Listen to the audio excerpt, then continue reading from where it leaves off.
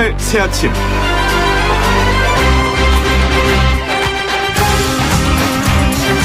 정말 몇십 년이 지나도 절대로 변하지 않는 한 가지 진리가 있네요. 대입시험 보는 날은 왜 이렇게 춥냐 하는 거죠. 태어나서 지금까지 근 20년이 다 되도록 오로지 오늘만을 기다리며 공부해왔을 수험생 여러분들. 영하로 떨어진 아침 기온이 야속하고 바람까지 강하게 불어서 춥겠지만 그래도 오늘 하루 최상의 컨디션으로 후회 없는 집중력을 발휘해 보시기 바랍니다. 54만 8천여 명의 수험생을 위해서 저희도 응원하겠습니다. YTN 라디오 노영의 출발새 아침, 지금부터 힘차게 시작을 해볼까요?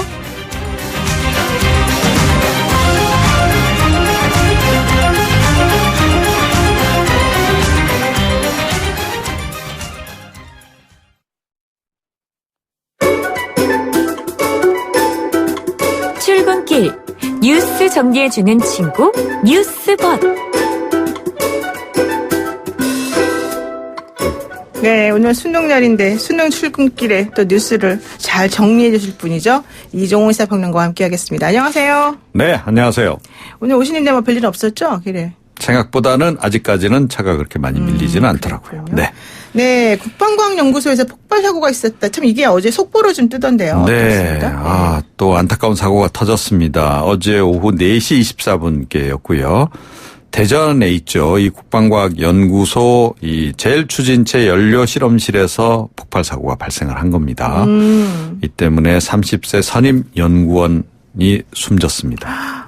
너무 안타깝습니다. 그러게 말입니다. 그리고 다른 연구원 5명과 외부 업체 직원 1명은 중경상을 입어서 네. 지금 인근 병원에서 치료 중인 상황이고요. 폭발 규모가 그렇게 크지는 않았고 화재로 이어지진 않아서 일부 시설물이 파손되는 정도였다고 합니다. 네. 프로판 계열 로켓 추진체 연료를 다루고 있던 중에 사고가 발생한 것으로 이렇게 추정이 되고 있고 자체 분석 결과는 연료의 민감성보다 장비의 오작동 가능성이 크다 이런 얘기고요. 네. 사고 원인은 현재 경찰과 소방당국이 파악 중에 있습니다. 네. But 이번이 처음이 아니라는 거죠. 지난해 4월 달에도 이 탄 관련 실험을 하던 중에 불이 나서 일부 시설이 파손되기도 했고 또 바로 옆에 한화 대전 공장이 있습니다. 예, 지금 군수 관련한 이제 공장인데요. 지난 2월 달에 로켓 추진체에서 연료 분리하는 작업 도중에 폭발 사고가 나서 근로자 3명이 숨졌습니다. 지난해 5월에도 로켓 추진 용기에 고체 연료를 충전하는 과정에서 또 폭발이 발생해서 5명이 숨졌거든요. 국방력 강화를 위해서 목숨까지 담보 잡혀가면서 일하는 젊은 인재들이 좀 더 안전하게 일할 수 없을까 이런 아쉬움이 좀 들고요. 장군님들 국방비 제대로 쓰이고 있는 거 맞습니까? 이런 생각도 좀 안 할 수가 없네요. 그러니까요. 우리 국방비가 한 5조 정도 되나요? 안에 예산이? 네. 된다고 하는데 사고 원인이 지금 만약에 뭐 장비의 오작동 가능성이다 이렇게 되면 좀 장비 정비가 좀 잘 안 됐다 이렇게 또 볼 수 있는 거여서. 그러게 말입니다. 네, 일단 원인을 좀 빨리 찾아봐야 될 것 같습니다. 그리고 이제 조국 전 법무부 장관이 오늘 검찰 소환 조사를 받을 수 있다 이런 얘기가 나와 있네요. 네, 이번 주 중으로 출석하라 이렇게 소환 일단 통보를 했답니다. 네. 조 전 장관 측이 아직 출석 일정에 대해서 확답은 하지 않았다라고 어제 보도가 나오긴 했는데 최종 조율 중인 것으로 이렇게 알려지고 있고 이르면 오늘 늦어도 내일은 소환 조사를 받을 것으로 전해지고 있습니다. 피의자 신분입니다. 네. 청사 1층을 통해서 들어갈지 지하 주차장으로 들어갈지 이것도 지금 관심사고요. 조 전 장관은 지난 11일에 기소된 부인 정경심 동양대 교수의 공소장에 공범으로 기재되지는 않았죠. 그렇죠. 다만 11번 이름이 등장한다는 건데 정 교수의 주식 거래 인지 여부가 최대 쟁점이 될 거다라는 얘기와 더불어서 그다음은 자녀 인턴 증명서 허위 발급 관련 부분이 아니겠느냐 이런 분석이 나오고 있습니다. 네네. But 이게 지금 전부는 아니다라는 거죠. 서울대 연구진실성위원회가 어제 조 전 장관의 박사학위 논문 표절 의혹 예비조사 개시를 결정을 한 것으로 이렇게 전해졌습니다. 네. 조 전 장관의 박사학위 논문은 1997년 미국 버클리 캘리포니아대 로스쿨에 제출한 건데 6년 전부터 영국하고 미국 교수 논문을 수십 곳을 베꼈다. 이런 의혹이 제기가 됐죠. 그동안 서울대는 버클리대의 그 한국계 교수가 보내온 그 메모, 문제가 없다. 이런 메모를 근거로 해서 조사에 착수하지 않았습니다. 일본 논문을 표절했다는 또 의혹, 이 조 전 장관 석사학위 논문 관련해서도 제기가 돼 있는 상태인데 이와 관련해서는 30일간 예비조사를 완료를 하긴 했는데 본조사 여부는 결론을 내지 않은 상태로 지금까지 지금 유지되고 있거든요. 네. 교수 자격도 좀 위태로워지는 거 아니냐 이런 얘기도 일각에서 나오고 있습니다. 그런데 그 조국 전 장관은 예전에 뭐 민정수석 때도 그렇고 문제가 됐을 때 학기 논문 표절 문제는 이미 다 된 거다 이렇게 계속 얘기하지 않았습니까? 그렇죠. 그게 왜 이제 또 문제가 되죠? 그 출처가 뭐냐하면 서울대 연구진실성위원회가 그렇게 결론을 내렸다는 건데 네. 이 연구진실성위원회가 이제 다시 조사를 하겠다라고 한다면 이건 얘기가 좀 달라질 수도 있는 결정을 거죠. 한번 내렸는데 또 번복하고 내릴 수도 있는 건가요? 결정을 안 내린 거죠. 박사학위 논문 같은 경우에는 아예 조사에 착수도 안 했고 석사학위 논문은 예비조사만 했고 예비조사만 그런 했고. 거죠. 네. 그럼 어쨌든 이번에 이제 제대로 한번 해가지고 표절인지 아닌지를 따져보겠다 이런 얘기네요. 그런 얘기입니다. 네. 근데 사실 요즘에 이제 표절이요 논문을 예전에 쓸 때하고 환경이 많이 달라져가지고 옛날에는 표절이라고 생각 안 하고 그냥 쓰던 것들이 그렇긴 합니다만 얘기가 되게 또 미국에서 학위 받은 건 얘기가 좀 다르겠죠. 미국은 또 다르다. 네. 네. 그렇군요. 자, 그럼 세 번째 이슈는 뭡니까?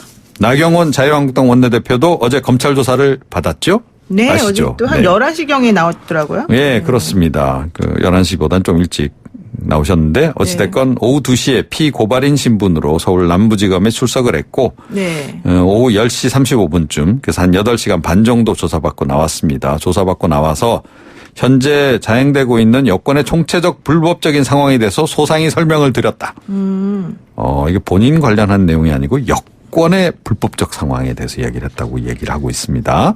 또 한국당이 책임질 일이 있다면 원내대표가 책임을 져야 한다는 말씀을 다시 드린다라고 얘기를 했어요. 나에게 책임을 물어라. 이런 얘기인데 황교안 대표는 지난번에 들어가면서 내 목을 쳐라. 이렇게 또 말씀을 하셨죠. 네. 패스트트랙 이 사건 관련해서 고소고발된 한국당 의원이 60명 정도 되는데 지금 나머지 의원들은 지금 불응할 것으로 이렇게 알려지고 있습니다. 그렇죠. 나 떨고 있니? 속으로 떨고 있는 자유한국당 의원들이 의외로 많다. 이런 얘기가 전해지고 있습니다. 네. 검찰이 이 물증이 확실하고 범죄 행위가 명백한 일부 의원들에 대해서는 소환 조사 없이 곧바로 기소할 가능성이 있다는 거죠. 예, 여기에 이제 괘씸죄까지 이제 더 적용이 될 수도 있기 때문에 자수해서 광명 찾으시는 게 나을 듯 싶습니다만.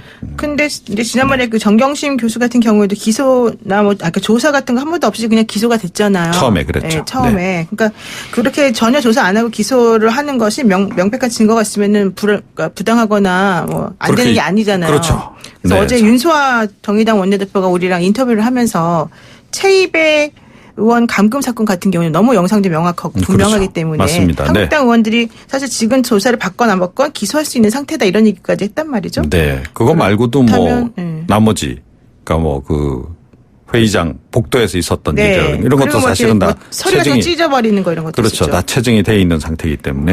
네. 그러니까 한국당 의원들이 이제 정말 가서 조사를 성실히 받는 걸 택하는 게 나을지 아닐지를 좀 판단해야 되겠네요. 그러면. 그렇죠. 그건 저보다 잘 아시잖아요. 그래도 네, 잘 알지만 지금 말하기가 좀 곤란해서. 네. 네. 가서 빨리 조사 받으시는 게 좋을 듯합니다. 네. 네, 그렇습니다. 오늘 여기까지 말씀드리겠습니다. 고맙습니다. 네. 네, 지금까지 이정훈 시사평론가였습니다.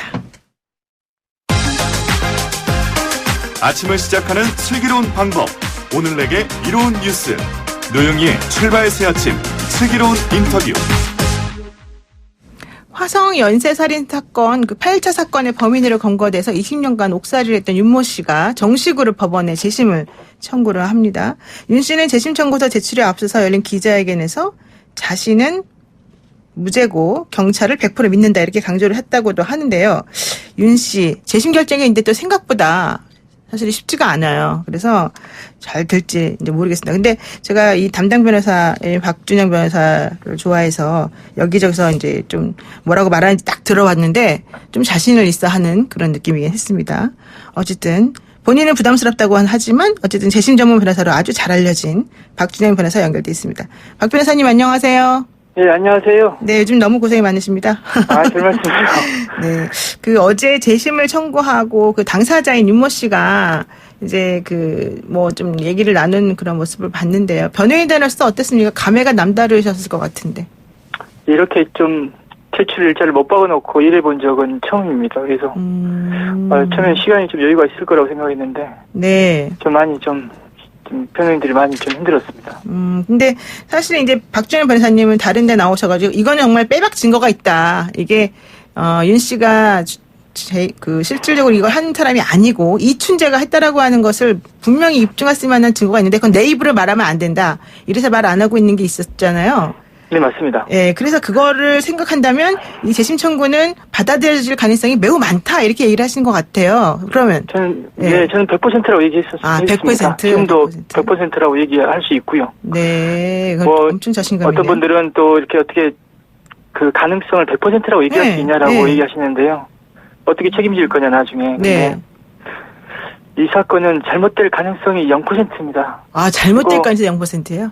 예, 이 사건은 너무나 자연스럽게 또 실체와 정의대로 이렇게 진행될 거라고 저는 확신하고 있습니다.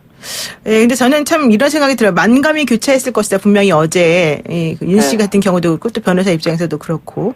그런데 한편으로는 너무 아쉽고 야속하지만 또 한편으로는 이춘재가 너무 고맙다. 이런 마음을 또 가졌을 것 같아요. 윤 씨 입장에서 보면은 어땠습니까? 네, 맞습니다. 그래서 참 안타깝기도 하고 아이러니하죠. 그렇죠. 아이러니하죠. 예, 이춘재가 저지른 범행 때문에 들어가 살았는데. 그렇죠. 이춘재를 고맙다고 해야 되니 얼마나 이게 좀 황당하기도 하고 안타깝기도 하고 그랬습니다. 네. 근데 이분 입장에서는 이춘재가 만약에 범행을 자백하지 않았다면은 냉정하게 얘기했을 때 절대 실시면 안 됩니다. 그러니까요. 참. 네. 이게 또 참 이상하단 말이죠. 우리들이 보기에.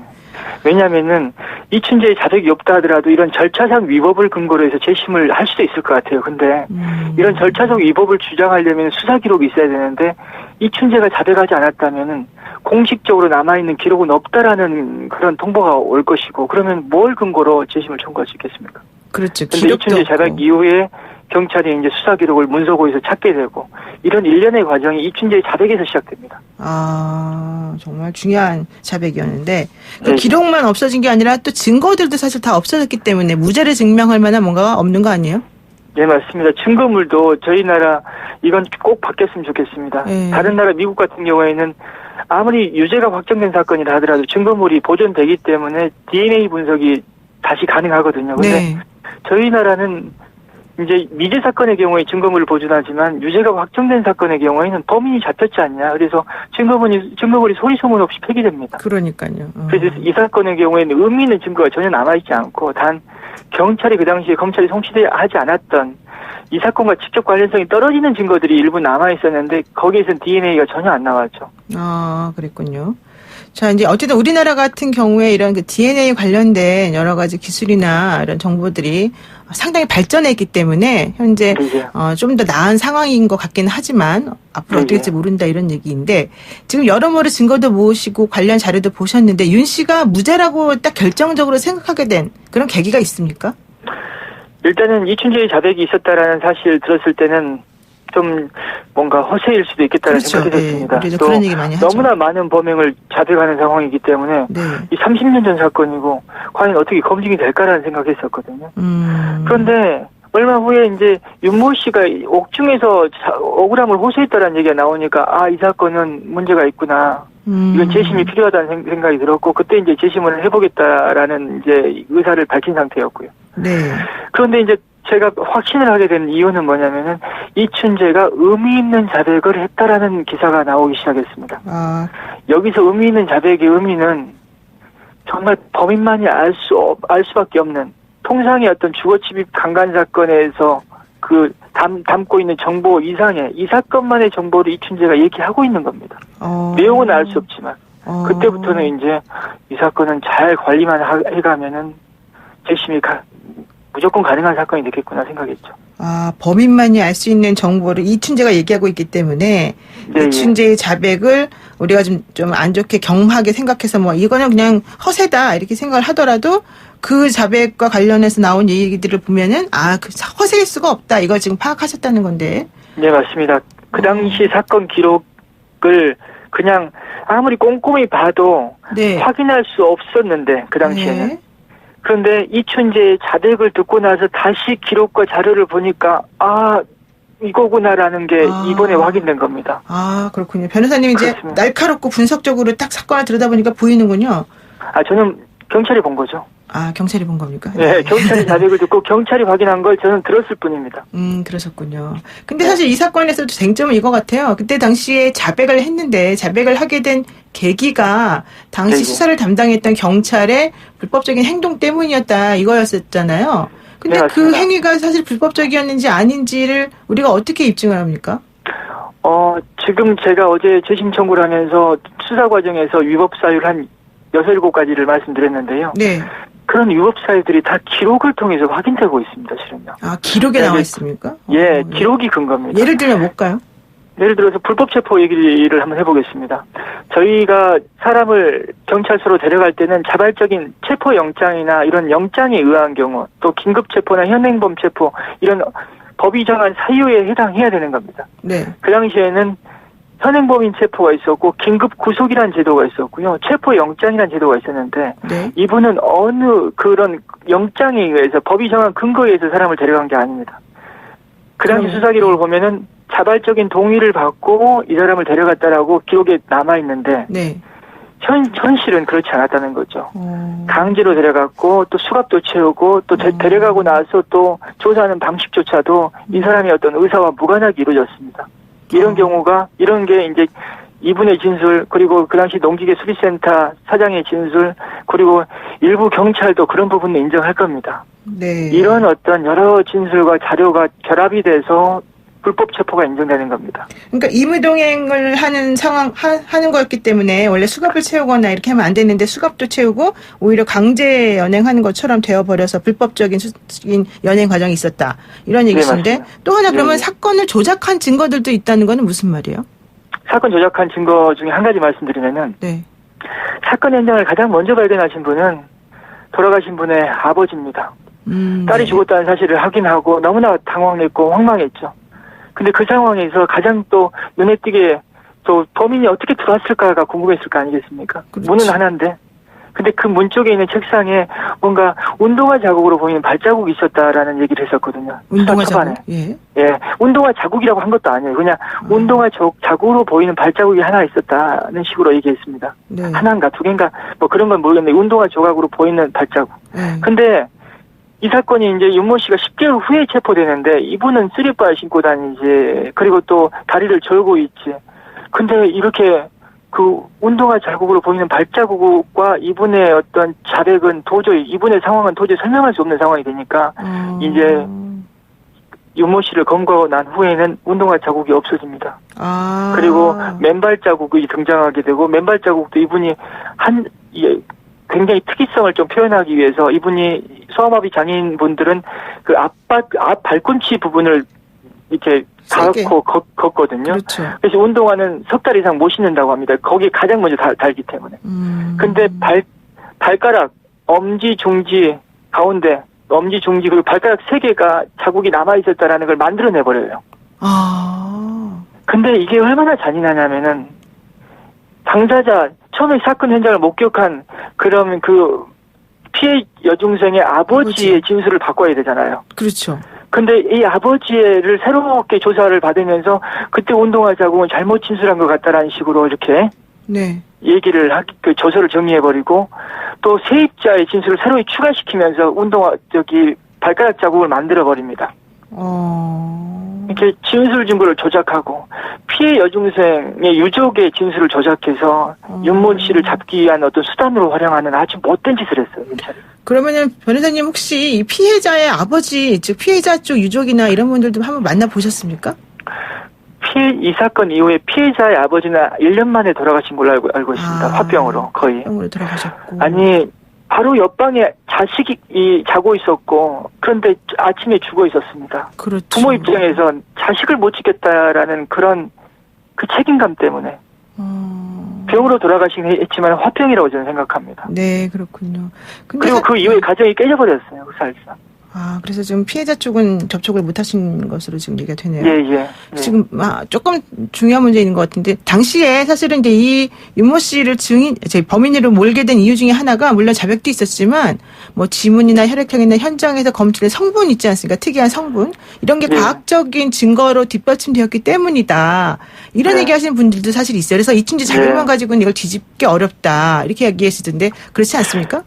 과학이라는 것이 과학적 증거의 의미는 개개 과학적 증거마다 다 다릅니다. 네. DNA 같은 경우에는 저희가 1992년에 도입됐고 저희 나라에 그때부터 지금까지 확고한 아주 명확한 증거로 지금 이제 자리를 잡고 있는데 탄환 감정 결과에서 총으로 사람을 쐈고 그래서 그 탄환을 감정해가지고 범인을 밝혀낸 사례가 그 미국 케네디 대통령 암살 사건이었다고 합니다. 네. 그때 이후에 이 탄환 감정이 좀 활용이 됐었는데 FBI가 지금 이런 탄환 감정은 이게 과학 수사가 아니다 해가지고 지금 전혀 하지 않고 있거든요. 네. 이렇듯 채모 감정도 마찬가지입니다. 머리카락을 통해서 누군가 사람을 특정한다는 것은 지금 전혀 하지 않고 있는 겁니다.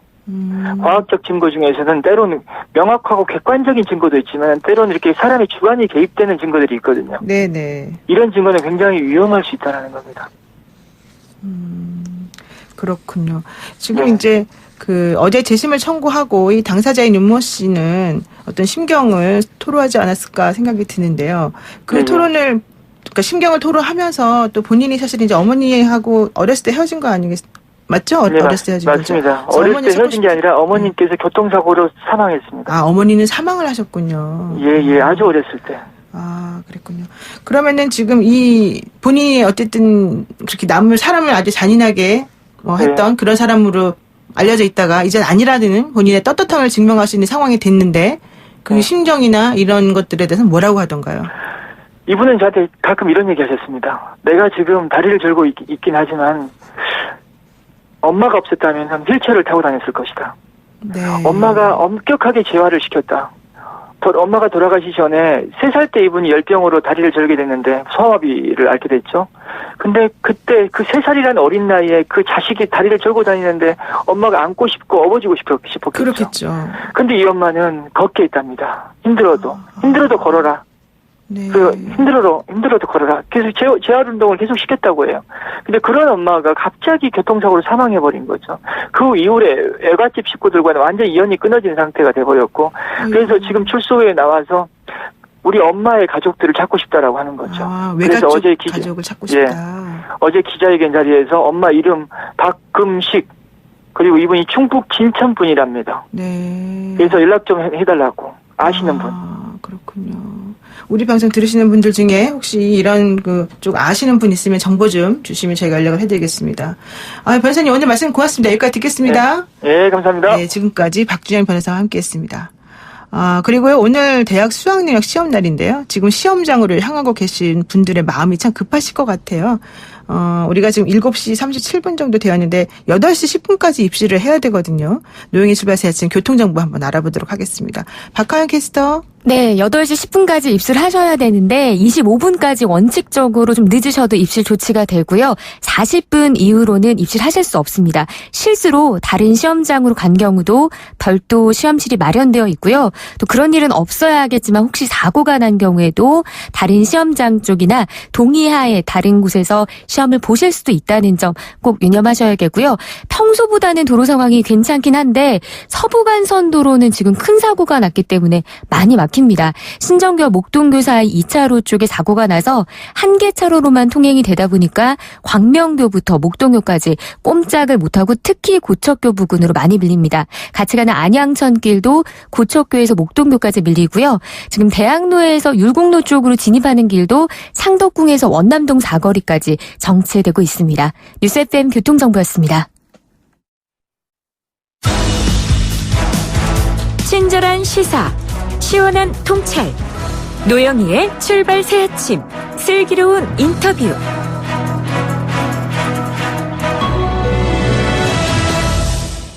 (20대) 국회 마지막 예산안 심사가 진행되고 있는데요. 513조 5천억 원의 예산을 두고 슈퍼 예산이다.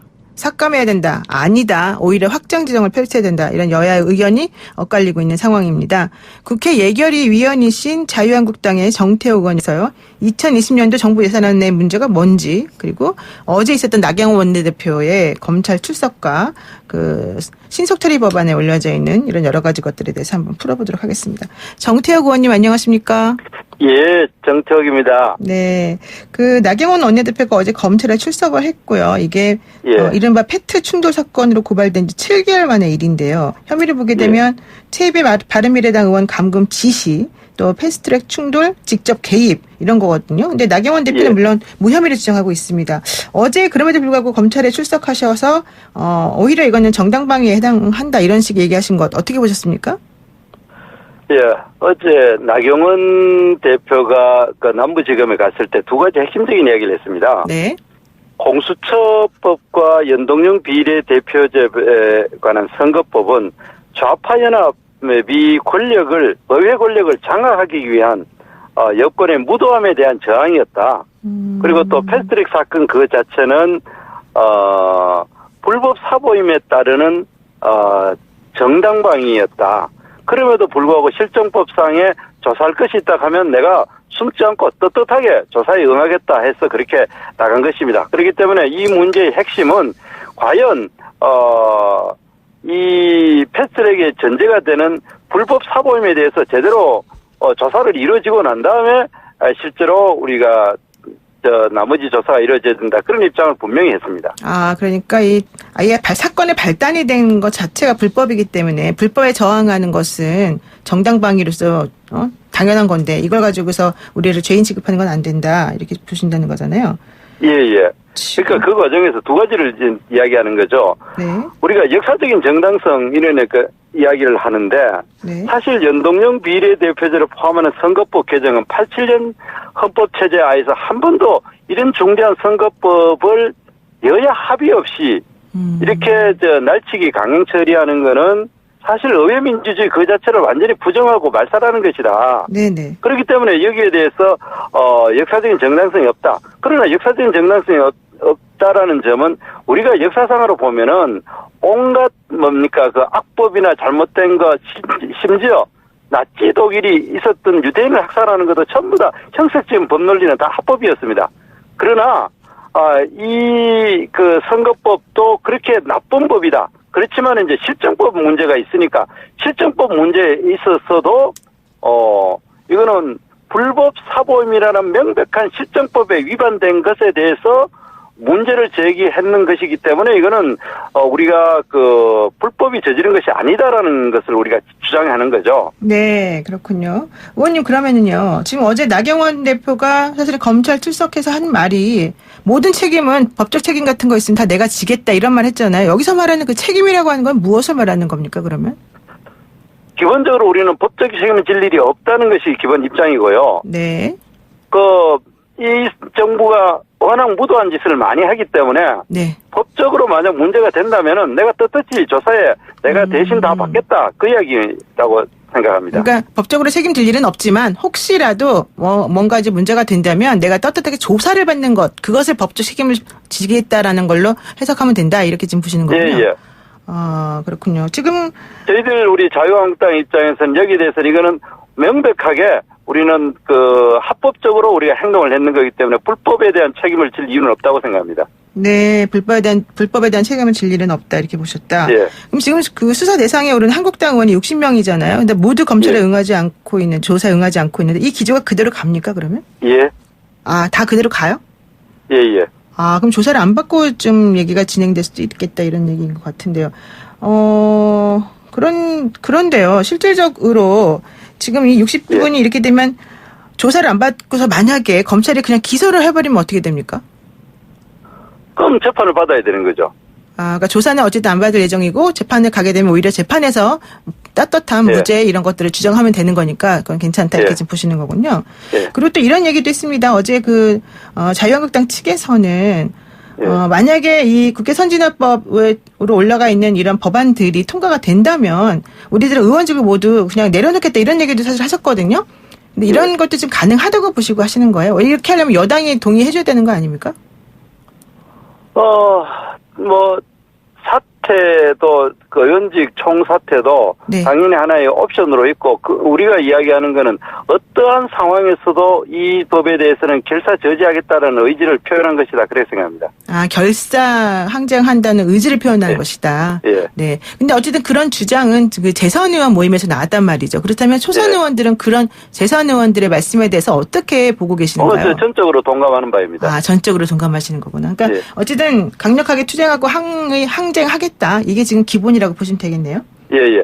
이렇게 이 연동형 비례대표제가 통과가 된다고 하면은 네. 의회 민주주의는 사실상 말살되는 겁니다.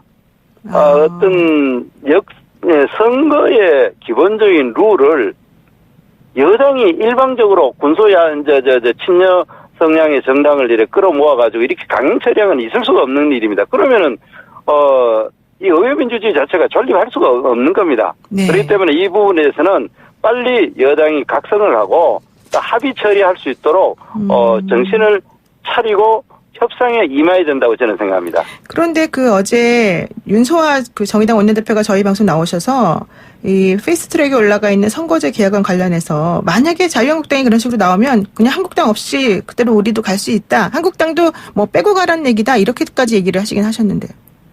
정의당 때문에 사실 이 법이 통과됐을 때 가장 혜택을 받는 것이 정의당이니까 정의당이 무슨 소리들 못 하겠습니까?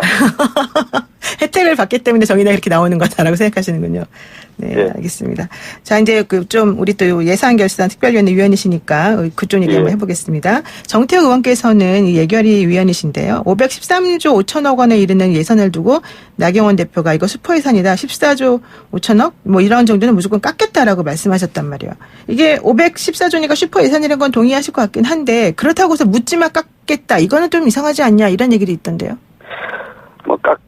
우리가 이번 예산을 보면은 이 정부가 들어서가지고 세 번의 예산 전부 다 엄청난 슈퍼 예산이었습니다. 네. 그동안 우리나라 경제 성장률이 다 3% 내외 그 아래였는데 지금 첫 해가 7.2%, 작년에 9.7%, 이번에 9.2% 해가지고 이 우리나라 경제 성장률을 3배 내지 4배 가까이 이래 슈퍼 예산을 내는데 그 재원도 전부 다 이 빚을 내가 하는 겁니다. 빚을 내서 하는 거다. 예.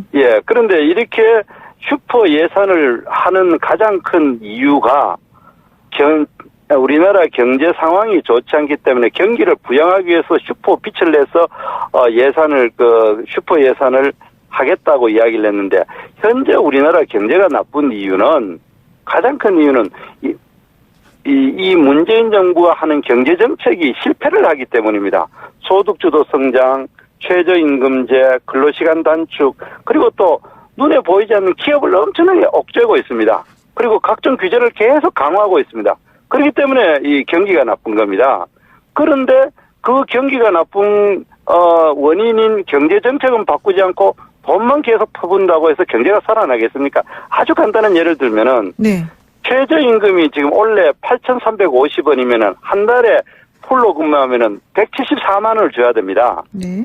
근데 예전에 그 맥도날드나 이 빵집에서 아르바이트 학생들이 약 한 150만 원, 100만 원에서 150만 원 정도 받다가 174만 원 올라버리니까 174만 원의 그 노동 생산성을 올리지 않은 사람은 다 해고를 당할 수밖에 없습니다.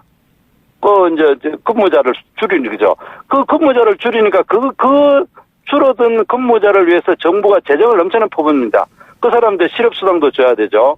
그리고 그 사람 일자리를 찾기 위해서 돈을 준다든지, 그리고 또 해고를 하지 말라고 또 돈을 주고, 이런 것들이 전부 다 최저임금 제도라는 잘못된 정책을 메우기 위해서 돈을 주는데, 그렇게 돈을 줘봐야 실제로 우리나라 전체적으로 경제를 살릴 수 있을 만큼 되지 않습니다. 네. 아르바이트 학생이 한 150만 원 받을 때는 행복하게 살다가 이 실업되었다고 한 50만 원 일자리 찾기 예산을 나눠준다고 해가지고 경제가 살아나겠습니까? 네. 그래서 우리가 이야기하는 건 잠깐만요.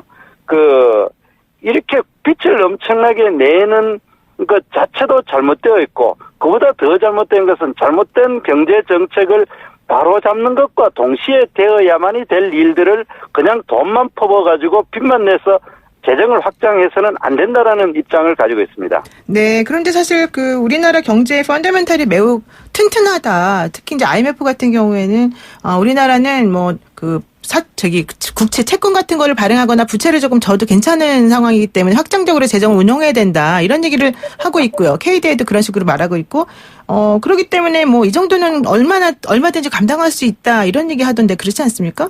그렇지 않습니다. 우리나라가 부채 비율이요. 이 정부에서 40% 정도 된다고 이야기하는데 그거는 국가와 지방자치단체가 진 빚을 가지고 이야기하고 각종 의료보험공단이나 그다음 공무원연금공단, 그다음에 교사들의 연금공단 이런 빚까지 합하면 지금 약 한 2%까지 갑니다. 그런데다가 특히 우리 기업들이 가지고 있는 빚들 있지 않습니까? 네. 예를 들어 인천공항공사나 LH공사나 이런 정부가 가지고 있는 공기업들이 갖는 빚까지 합하면 우리나라 부채 비율이 현재도 60%고 네. 우리나라는 급격하게 노령화가 진행되고 있고 복지가 확장되고 있는 기조에 있기 때문에 이대로 가면은 오래지 않아 가지고 재정이 급격하게 고갈되고 있습니다. 네, 알겠습니다. 예를 들어서 IMF 직전에 우리나라 부채 비율은 겨우 7%에서 9%였습니다. 근데 이제 IMF 지난 지 딱 한 20년이 됐는데 우리가 벌써 현재 그 빚 기조로 42%나 되고 있거든요. 네네. 이런 수준으로 간다면 지금부터 20년 후에는 우리나라 빚이 현재 42%가 하는 것조차도 100% 내지 120% 그렇군요. 가까이 되기 때문에 지속 가능하지 않다는 겁니다. 네, 알겠습니다. 네, 오늘 말씀 여기까지 듣겠습니다. 고맙습니다. 네, 예, 고맙습니다. 네, 지금까지 자유한국당의 정태욱 의원이었습니다. YTN 라디오 노영의 출발새 아침 8시 10분에 만나요.